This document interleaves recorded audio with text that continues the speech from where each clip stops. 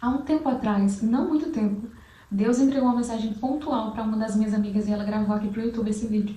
Inclusive, depois eu vou deixar aqui em algum lugar. Esse é o canal dela, tá? Segue ela, acompanha ela, que ela também compartilha mensagens, reflexões bíblicas. Mas enfim, ela recebeu uma mensagem e ela usou o texto de Gênesis, lá, aquele texto que fala sobre Caim e Abel, para falar sobre como às vezes a gente quer a bênção de Deus, a gente quer ser aceito por Ele, mas despreza as correções dele. E hoje pela manhã, enquanto eu me arrumava para gravar esse vídeo, que está sendo gravado agora na parte da manhã, me veio muito em mente o que ela falou no vídeo. E esse vídeo de hoje tem a ver com isso, por isso que eu estou tocando nesse assunto. Então começaremos daí, até porque a correção de Deus está sim ligada às bênçãos de Deus. Porque a correção de Deus é necessária para nos colocar no prumo, para que a gente obedeça. Então a correção de Deus faz parte do pacote, vem no pacote. A correção é necessária para que a bênção aconteça, porque a correção nos coloca no caminho da obediência. E a obediência faz a gente ter acesso às bênçãos de Deus. Tem um texto lá de Deuteronômio que fala que a obediência abre as portas para a bênção. Então, aquele que obedece é abençoado. Jesus também fala sobre esse assunto, mas ele traz agora a obediência como o ponto de partida para uma relação íntima. Ele fala, vocês serão os meus amigos se me obedecerem. Então, a obediência está ligada a tudo isso. A intimidade, a bênçãos, mas essa obediência só vem a partir da correção de Deus. Então não tem como a gente esperar bênçãos se desprezar a correção de Deus. Partindo dessa verdade bíblica sobre obediência, eu quero ler para você outro texto que está lá em Jeremias, para a gente conversar sobre isso, tá? Em Jeremias capítulo 6, no verso 2, está escrito: Ó Sião, você é minha bela e delicada filha, mas eu a destruirei. Verso 8, ouça esta advertência de Jerusalém. Jerusalém e Sião são a mesma pessoa, digamos assim. Ou me afastarei de você. Ouça essa advertência, ou me afastarei de você. E aí, no versículo 13, a coisa começa a ficar séria, porque Deus começa a falar a respeito dos sacerdotes e dos profetas, que eram o povo, né, escolhido por Deus para levar a voz de Deus. Então, a advertência de Deus, ela vinha através do profeta e do sacerdote. Mas o que estava acontecendo? Preste atenção no texto. Desde o mais humilde até o mais importante, sua vida é dominada pela ganância.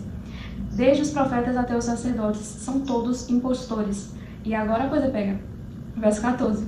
Oferecem curativas superficiais para a ferida mortal do meu povo. Dão garantias de paz quando não há paz alguma. Então o que estava acontecendo? Os sacerdotes, que eram para advertir o povo, os sacerdotes e os profetas, que tinham essa função específica de receber a mensagem de Deus e alertar o povo, corrigir e consolar quando preciso, eles não estavam fazendo isso. Eles estavam pregando coisas, profetizando coisas, falando coisas que não eram verdades. Então eles estavam oferecendo garantia de paz, garantindo que haveria paz, mas não haveria paz enquanto eles não recebessem a advertência, que não estava chegando neles, porque os profetas e os sacerdotes estavam corrompidos, pregando coisas que só consolavam o povo, mas não advertia, não confrontava e não corrigia. Existe aqui agora um ponto de tensão importante. Qual é esse ponto? Os sacerdotes que deveriam entregar a mensagem mesmo quando ela confronta, não estavam entregando. E mesmo que surgisse alguém como Jeremias, que se manteve fiel de receber de Deus a advertência e falar para o povo, independente deles aceitarem ou não, o povo também não aceitava. Ou seja, faltavam profetas fiéis à mensagem de Deus e os poucos que restavam, o povo desprezava. Justamente porque desde sempre o ser humano, com seu coração corrompido, desde Adão, começou a desprezar as correções de Deus e a buscar palavras açucaradas, palavras que consolavam, mas não confrontavam. Então, quando um profeta se levantava para pregar a verdade, eles rejeitavam. Jeremias foi um desses profetas que se levantou com ousadia do Espírito, que pregou mensagens duras, confrontantes, mas que o povo rejeitou. De tanto desprezar a correção de Deus, chegou um ponto que Deus permitiu que eles fossem levados cativos para a Babilônia. Jeremias foi um desses profetas que profetizou o exílio babilônico. Então chega um ponto que Deus, ele alerta, tenta corrigir. Mas se a gente continua desprezando a correção, vai chegar num ponto que a gente vai sofrer a consequência disso. Seja uma consequência leve, moderada ou pesada. E o exílio babilônico, por exemplo, poderia ter sido evitado se o povo aceitasse a correção. E com a correção obedecesse a Deus.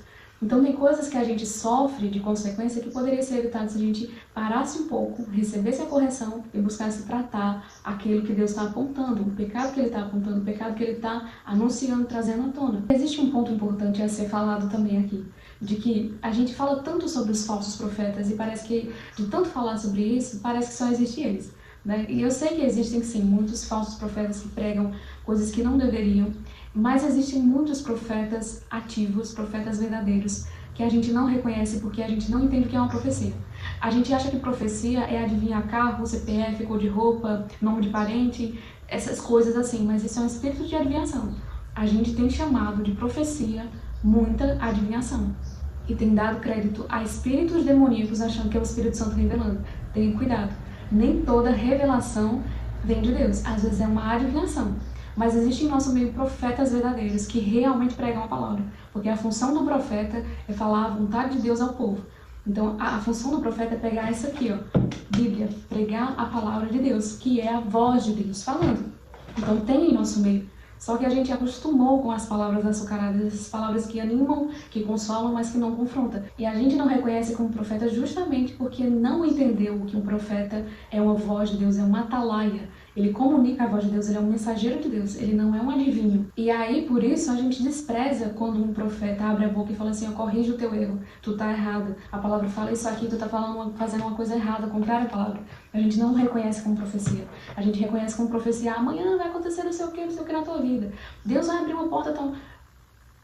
Pelo amor de Jesus Cristo, vamos amadurecer. Então, a gente despreza a correção porque não reconhece a autoridade do profeta, porque não sabe nem o que é um profeta. E quando eu pensava sobre tudo isso, me veio uma frase muito forte, que eu anotei aqui até para não esquecer, mas ela tá tão fresca que não tem nem como esquecer. Que é, se não formos tratados, corrigidos individualmente, nós não seremos eficazes de forma coletiva. Se a gente não for tratado como indivíduo, a gente não vai servir para essa igreja, porque a igreja vai perder a força. Se dentro dela existem membros, pessoas que individualmente cultivam pecados, alimentam pecados e não foram corrigidos, não foram podados, tratados, não tem como a gente se tornar uma igreja eficaz. Porque o coletivo só funciona à base do individual. O individual junto forma o coletivo. Então, como assim uma igreja forte nasce de um povo que individualmente é fraco? Talvez por isso o mundo esteja do jeito que está. E a gente olha para a situação do mundo, vê que está tudo muito ruim e culpa o diabo, sendo que cabe a nós. Existe uma parcela de culpa nossa, como povo de Deus, que não permite a correção e por isso não se torna eficaz no combate contra o mal. Quer ver um exemplo básico sobre isso? A gente fala sobre a corrupção de líderes políticos, mas no dia a dia, será que nós, como indivíduos, não estamos agindo de forma corrupta? Será que a gente não está burlando o sistema em muitas coisas? Tem como nós esperarmos um mundo melhor, uma sociedade melhor, uma igreja mais forte, se como indivíduos a gente não melhora? A gente despreza a correção e espera que o mundo se torne melhor, sendo que o mundo é formado por indivíduos, uma sociedade é formada por indivíduos, uma igreja é formada por membros, cada pessoa forma a igreja. Então, se você e eu continuarmos desprezando a correção de Deus, o tratamento de Deus, logicamente o caminho será cada vez mais corrupção, cada vez mais pecado. Outro ponto que é importante trazer à tona porque está dentro do texto e cabe nesse assunto, nesse vídeo, que é, você percebeu lá no comecinho do texto, quando eu li, lá no versículo 2, que Deus fala para Sião que ela é a bela e delicada filha? Existe uma relação de paternidade aqui nesse texto. Então Deus ele não está falando para um povo distante. Porque às vezes a gente acha também que a correção de Deus, o castigo, digamos assim, quando há uma advertência dura, é para o ímpio. Mas a Bíblia não está tratando para o ímpio em muitas correções. Deus está corrigindo o povo. Existem textos que são direcionados especificamente para os crentes, para os cristãos, e não para os ímpios. Então a gente acha que essa correção é para o povo de fora, mas não é para nós crentes, para nós cristãos. Quando eu li esse texto, esse versículo em específico, me veio muito forte uma coisa. Eu não sei se você tem percebido, mas ao longo dos anos, nesses últimos anos, na verdade, a igreja tem falado muito sobre paternidade. E tem falado muito sobre Deus como um pai, chamado Deus de pai. A gente vê isso em devocionais, a gente vê isso em nomes de igreja. Então essa coisa do pai está muito forte. E isso é uma verdade, ele é um pai, ele se revela como um pai. Mas existe outra face de Deus que a gente tem desprezado e encarado a paternidade apenas como uma relação fraternal e não de respeito. Porque Deus é um pai, mas ele também é Senhor. E pai não anula Senhor, e Senhor também não anula pai. Ele é ambos. Ele é pai e Senhor. Como pai, ele nos trata com carinho, ele nos trata com amor, mas como Senhor, ele nos corrige, ele nos poda. E até mesmo como pai, ele precisa fazer isso. Então a gente tem encarado essa relação de paternidade como uma relação de proximidade, mas sem respeito, sem temor a Deus. Então a gente começa a falar que Deus é pai, que ele nos cuida, isso são verdades. Mas a gente canta no coro aquela canção, te amo meu papai. Te amo meu papai, mas não respeita esse pai como ele merece. Despreza a correção desse pai quando ele corrige despreza a correção desse pai quando ele fala, olha, você está errado, você precisa passar por um tratamento, você tem pecado, você tem escondido pecados e alimentado coisas. Então, se por um lado ele é pai, ele está esperando que a gente receba essa correção, até porque existe um versículo que fala que quando ele nos corrige, ele prova que de fato ele é nosso pai, que a gente é filho dele, porque se ele não corrigir, a gente não tem parte com ele, não tem a paternidade dele. Eu vou deixar aqui o versículo, porque eu não me lembro exato qual que é, mas eu sei que existe, vou deixar aqui. Que a correção faz parte da paternidade. Então, se Deus nos ama, Ele é nosso Pai, Ele corrige quem Ele ama. E Ele corrige quem é filho. Quem não é filho, Ele não tem a preocupação de corrigir. Então, a gente está como uma criança imatura e birrenta que diz que ama o pai, mas as atitudes mostram desrespeito a esse pai. Mostram desprezo à correção desse pai. Então, será que não nos falta um pouquinho de maturidade? Eu não falo aqui em cima de um pedestal como alguém que não erra, como alguém que não precisa dessa correção, até porque esse texto, essas correções, essa poda, esse tratamento veio primeiro para mim. Eu falei nos últimos vídeos sobre como Deus me atraiu para escrever um livro e me fez sair do Instagram, e esse tempo fora foi justamente para que Deus me tratasse e me mostrasse os meus pecados, os meus erros, para que Ele me podasse. Então, eu não falo como alguém que não erra, eu falo como alguém que está aprendendo a consertar, que está aprendendo a voltar atrás, dar uns passinhos para trás e fazer justamente esse caminho, que é o caminho que Jeremias propõe. Porque nos versículos seguintes, Jeremias fala, versículo 16, assim diz o Senhor, parem nas encruzilhadas e olhem ao redor. Perguntem qual é o caminho antigo, o bom caminho. Andem por ele e encontrarão descanso para a alma. Então Jeremias, ele não só confronta, e eu também não só quero confrontar. Jeremias confronta, mas dá um caminho para a solução. E eu quero trazer um caminho para a solução para você. Eu escrevi um livro que foi resultado justamente do meu processo de tratamento, de poda, de confronto, que nasceu nessa experiência desses meses fora do Instagram. Deus me podando e eu escrevendo. Então, toda a correção de Deus saiu em forma de texto. Então eu escrevi um livro, um devocional. Eu ainda não vou falar o nome dele porque tá rolando uma brincadeira lá no meu perfil do Instagram para quem adivinhar o nome, pelas pistas que eu vou dando. Inclusive nesse vídeo tem pistas. Se você não me segue lá no meu Instagram porque tá rolando essa brincadeira lá. Você pode participar.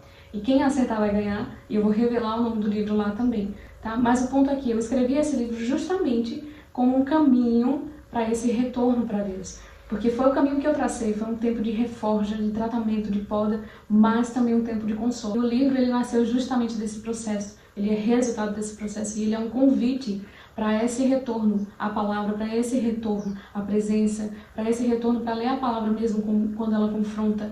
É um retorno à essência, é uma jornada de transformação, de reeducação do paladar espiritual, para que você não fique só com mensagens motivacionais, mas com mensagens que realmente vão curar você a longo prazo, que você ouve hoje e amanhã elas ainda estão queimando dentro de você. Então eu te faço um convite. Quarta-feira, dia 1, vai acontecer o lançamento do livro lá no Instagram. E daqui pra frente, de hoje até quarta, eu vou postar conteúdo só sobre isso, tá? Lá no Instagram. E depois eu volto aqui pro YouTube e falo detalhado sobre ele. Mas o lançamento vai acontecer lá e é por isso que eu tô fazendo o convite para você correr pro Instagram, começar a me seguir para acompanhar. E até participar da brincadeira, quem sabe você acerta e ganha um livro de presente, né? Mas na quarta-feira vai acontecer o lançamento dele. Então é isso, eu espero que essa reflexão tenha te edificado de alguma forma, te confrontado, porque o intuito dela foi justamente isso, para que você desperte para esse ponto de que se você ama Deus, você precisa aceitar a correção dele. Então eu espero que tenha gerado em você um incômodo santo sobre isso, tá? E fica o convite, na quarta-feira vai acontecer o lançamento do livro que tem um em um, mas eu não vou falar aqui, tá? Então acompanha tudo lá no Instagram. E é isso, Deus te abençoe, fica com Deus. E a gente se vê no próximo vídeo.